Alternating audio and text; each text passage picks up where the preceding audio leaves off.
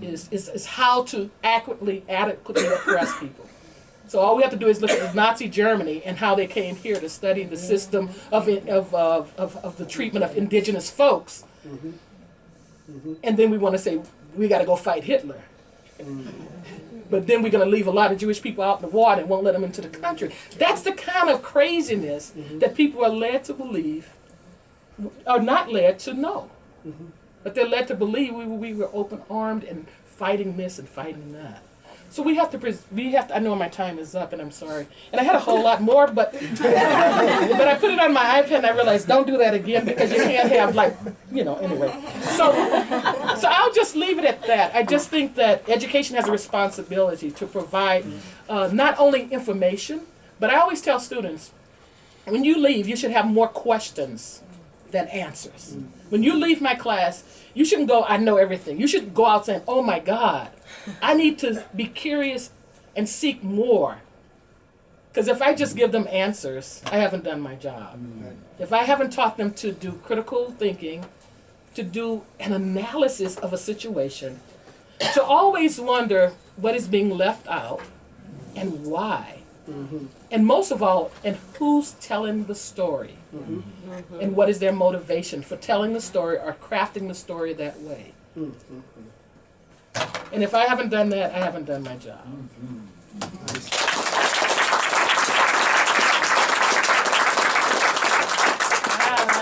Wow, very powerful. I'm shaking. I just want to piggyback off of what Dottie was mentioning about education. And by the way, my name's Ebony Yoni, and I'm one of the founders of Black Lives Matter Vermont. I have also been an educator, still an educator, have built schools in Tanzania, and recently my niece and nephew, because it's talking about truth, and how do you eradicate racism? You formulate this tool, this crowbar called truth, and you pull things out with it. Starting with the myth that there wasn't any slavery in Vermont after a certain time. There continued to be slaves. Slaves being sold back and forth through Canada, back to New York once they got of age. Then called indentured servants, so technically they weren't slaves. There was always slaves in Vermont, and there has always been racism in Vermont, and the only way we can begin to eradicate racism is through truth.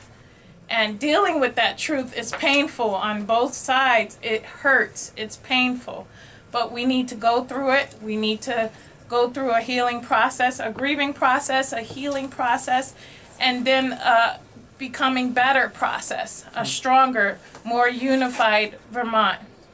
My niece and nephew attend school in St. Albans, and in 2016 now, my niece and nephew have experienced being called niggers. In 2015. I say that because we just got into 16. And my niece is 13 and has been suspended already more than several times. My nephew has been suspended numerous times. They actually attempted to expel him, and he has been a victim. No process in the school systems in Vermont for traumatized youth of color. No process for understanding why they may retaliate and punch someone out. No process for that, just expulsion. My niece recently, who goes to the Essex Elementary School, well, it's out there now. She's biracial. She's a quarter Italian, a quarter Mexican, and then my brother is black. And she has a nice tan honey complexion. Can someone turn that off? No, that's Oh, okay. That's the state. Senate. I just thought it was in my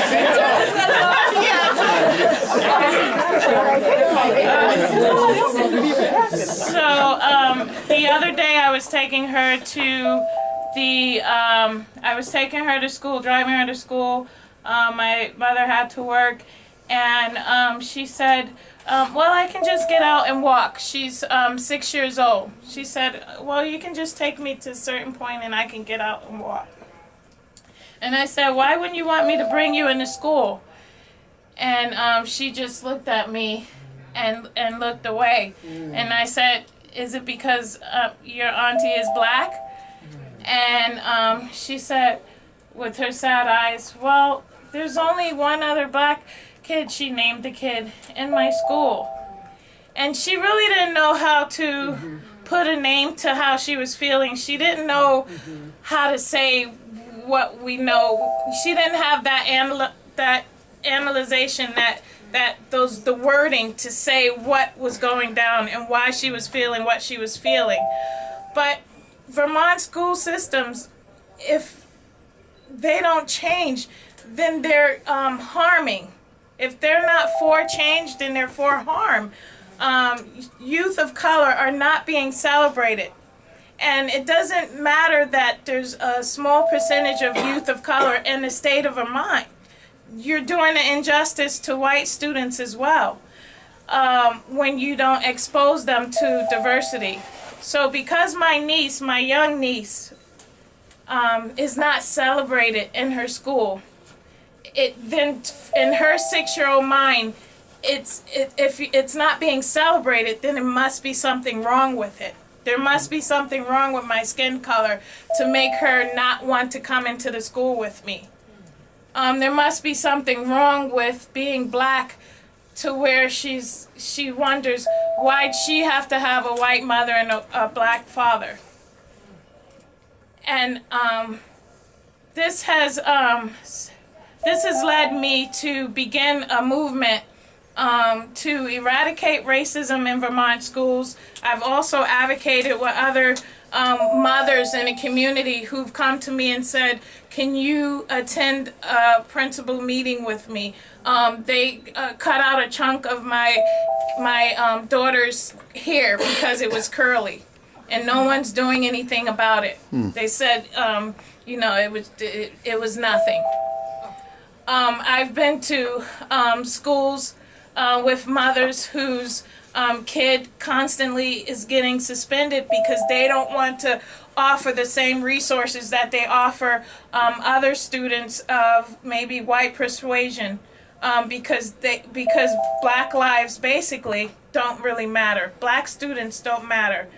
Why I say that? Because they didn't say that, but their actions is telling us that.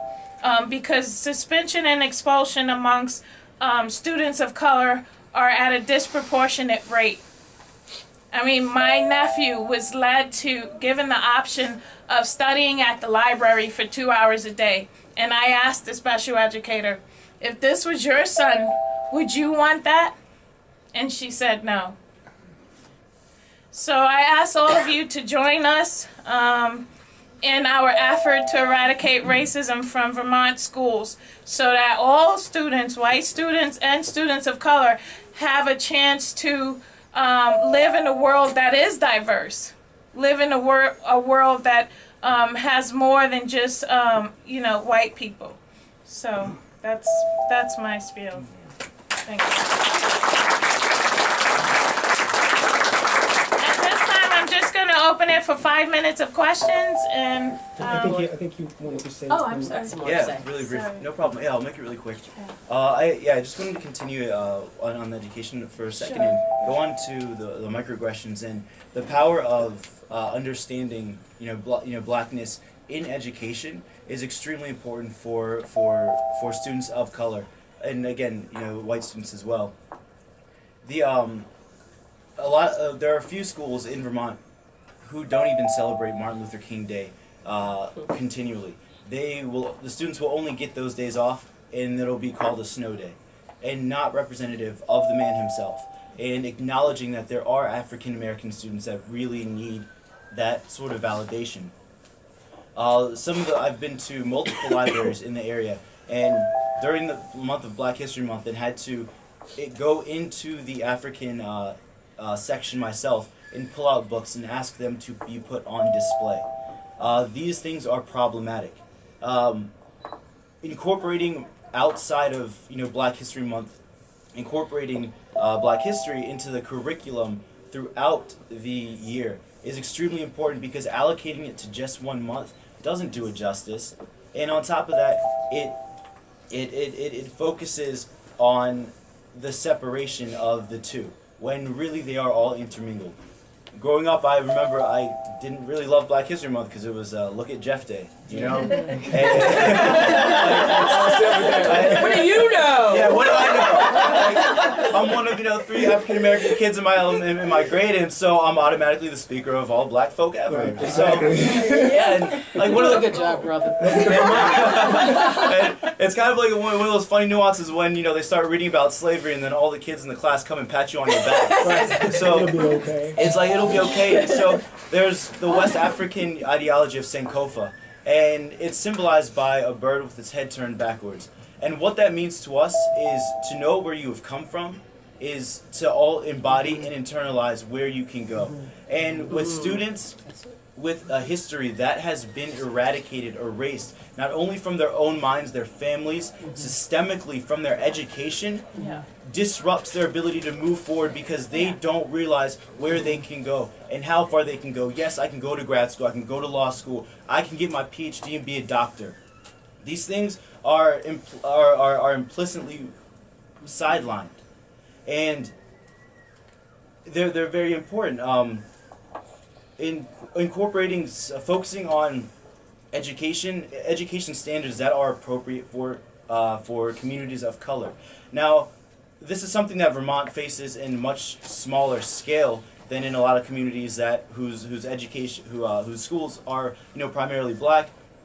But a lot of the standardized testings that are administered to schools, they are administered and created by clinicians and psychologists and educational experts that are white, and they measure the intelligence and the spectrum for standard American, but they don't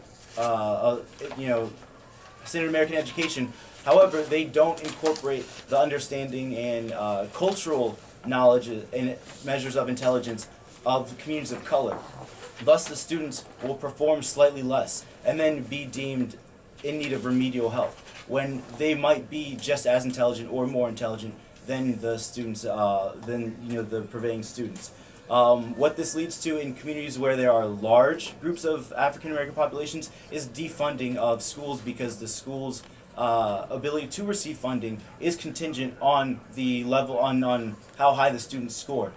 Now, as that's a problem on a large scale, it's still a problem in small scale, and that also needs to be addressed. Microaggressions, again, going back to that. I remember one time, I was at the beach with my dad. It was a good weekend. We were in Delaware, and I'm walking down the street, and I hear, some nigger, being shot at me from this car that was driving down the road. I didn't know who it was. I was upset, and that hurt me, because I'm someone who I've always, I saw myself as everything. I didn't feel, at the time I was 15, I didn't feel like I was being targeted, for being Black. And I was, by the time I got home, by the time I got back to my house, I was upset, and I couldn't do anything about it. I could not control the way that I felt. I suddenly, this word that really didn't mean much outside of rap songs to me was taking over my soul and making me angry. I'm someone that never gets mad. I'd never felt that before, and it was uncontrolled. And this word, took over the rest of my summer.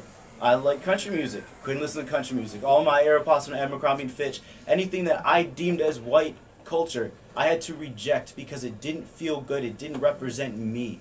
And I was suddenly on the attack side of that. Didn't want to go back to school because I went to a predominantly white school. and all of a sudden I'm just gonna have to be with all these kids that aren't like me, that are thinking negative of me. They think that I'm a nigger, like this person at the beach called me. I get to school, first day of class. Friend walks up to me, "Hey Jeff, how's it going?" "Pretty good, man. How was your summer?" "Good. Were you at the beach this summer?" "Yeah, how'd you know?" "Yeah, I was visiting my cousins, and I was driving the road, and I shouted out. I said, 'Hey, what's up to you?' And it was at that moment that I realized it wasn't some random person calling me a nigger on the street. It was one of my friends saying, 'Hey Jeff, what's up, my nigga?' You know? And it was at that moment that I realized that I was different, and it was through this that I learned the necessity to know where I have come from, because I did not come from where they came from, and we do not share that. And so I've moving through that, I've been able to internalize it, and it's been a massive factor in not only my ability to internalize my own struggle, but the struggles of others that are equally oppressed, women, sexual minorities, everyone that is whose ability to grow and progress is hampered by someone above them telling them that they cannot or should not do something simply because of who they are.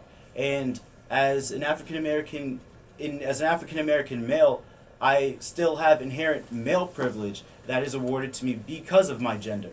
And we have to assess these things, but we also have to teach and work to make sure that our communities are empowered to not just fight for ourselves, but fight for others, because it is through this that we will rise. We cannot grow and progress by stepping on the necks of others. We can only do it hand in hand. And these are the things that we need to foster and to create a better future for all of us. Thank you. So now we're going to open it up for Marcelo. I got something else to say. Surprise? I just want to go back to the whole idea of education and information. You said a word. You said information, or I like to say, and I supported the intelligence community in the military for a number of years. Sometimes we called it misinformation, and we even used the term disinformation. Okay, and I want you to be mindful of that, because there's a lot of stuff that we're told every day. And it's funny because I was reading this at the same time, and what I'm reading is the State of Vermont's House of Representatives. And one of the things you said is don't just look at what you're seeing, question everything, ask what's not there. So I began to read all of the names on this list, and I began to ask myself, well, why aren't all of the representatives on this? And I was thinking, well, why are there's only like 5 senators on this? And then I started reading through it, and I remembered the other one, which is why I asked you for it, the one that was printed last year, and it talked about the Vermont, not having slavery ever and all that other stuff. I challenge everyone in the room, anyone with a smartphone right now, look up the Constitution of the Constitution of Vermont right now. Anyone in the room with a smartphone, please look up the Constitution of Vermont right now and read the first article. Okay? Anyone in the room, read the first article of the Constitution of Vermont right now. Okay?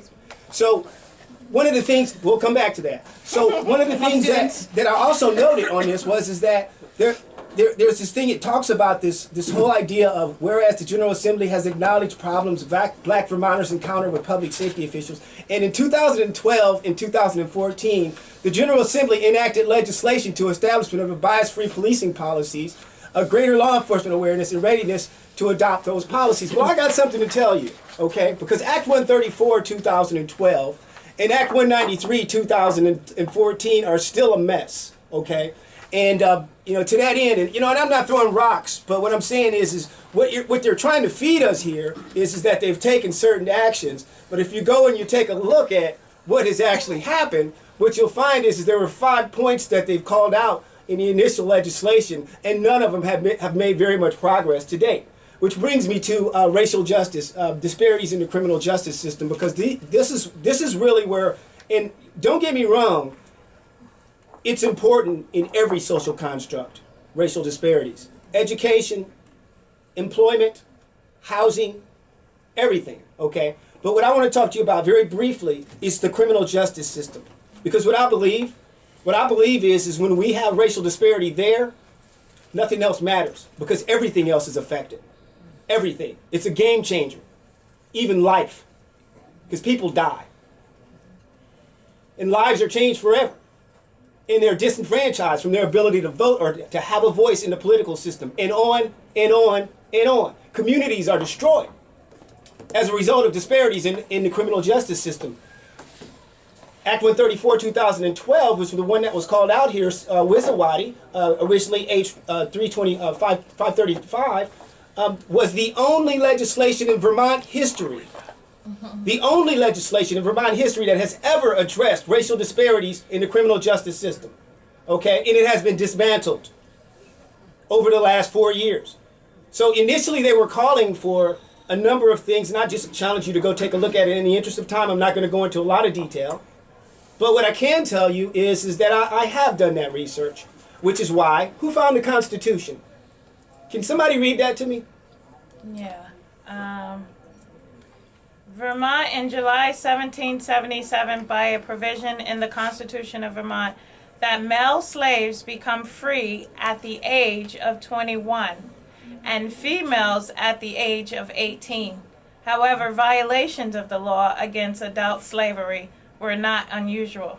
See, when we study the law, okay, when we look at, you know, what's going on, the acts that are being passed, the bills that are being passed, and by the way, you know, I just had a great conversation with the former director of the Vermont's Criminal Justice Training Center, Mr. Gauthier, and I have conversations with chiefs of police and so forth, and we talk about a lot of this stuff. You know, it's not all the police, okay? So let's not put it all on the police. What they've tried to convince us is that, well, if we focused on the police, then, you know, that would be a distraction, and what it would do is it, you know, it's actually a trap for us to sit around waiting for them to release information on traffic stops for the last 4 years, instead of looking at the entire criminal justice system and saying, hey guys, you know, there are disparities across the entire system. What happened to that report that you asked for in 2012 about sentencing and incarceration? And what are we doing about it? And why is it not on record in judiciary today? Okay? So what I'm getting at is as you begin to look at those types of disparities, what we come to understand is there is no wonder why the population of Vermont in African American is 1.2%. But the prison population is 10%. Now, on a national level, it's about 13% African American and roughly 60%. Do the math. You're twice as likely to go to jail in Vermont being black. That's the way it is. Those are the facts. And yes, the Constitution of Vermont does in fact say, although it's been attempted to be amended, not that article, but the Constitution itself, 30 times, 28 times successful, never addressed that article, not once. So we've got issues here in the criminal justice system in Vermont. And meanwhile, you know, back to the police, what we're getting is this pushback when you say, well, why don't we have police oversight? Did you know that the Criminal Justice Training Council is who oversees our police in the state? Talk about the fox watching the chicken coop. Are you kidding me? And there's pushback on that. Well, they have a facility for lawyers, for doctors, for dentists, for hairstylists. There's an organization, as I recall, that oversees professions. And the last time I checked, police, law enforcement is a profession. Why not put those guys under that? Who's talking about that, right? So what I encourage you to do, I didn't just come here to rant and rave, is read, get involved, look at the legislation. Because, you know, just following these bills through, that's one thing, but bills leads to statutes, and statutes lead to constitutions, okay? And there exists today a serious disparity in the criminal justice system in the state of Vermont. And it's pervasive throughout the entire criminal justice system. Why? Not just because we're 97% white. It's because this nation was built on the backs of slavery, and there is not one family in this state that is not affected by that. And those biases will always inform the decisions that they make. And there are many discretionary points along that decision-making process that incarcerate people. Okay? / suspend and expel students. Yes. / suspend and expel students. So I just wanted to end with just saying, again, there's a challenge. it's hard to be heard in Vermont. Why? Because there's not with 97% white people in Vermont. When you have social constructs that are overwhelmingly represented by whites, when you have communities in Vermont that are immigrated and have more difficulties voicing their concerns and being heard for various reasons that we don't have time to talk about, but a lot of it is, some of it I'm sure is unfamiliarity, some of it, in fact, with all due respect, is fear. You know, and so we are challenged. There's not a loud voice. So not only is there only 1.2% African Americans, and then there are maybe a few other percent of people of color, but there, as a result of that, there's a very difficult time making one's voice resonate through the noise, because yeah, there is some messages that are out there that come from the white community, but there's a lot of misinformation and disinformation that's also being communicated. And there's a lot of folks that are just simply not doing their homework, okay? What I think it would be a good idea for us to be able to come back together and make Black Lives Matter on another day besides today. Yes.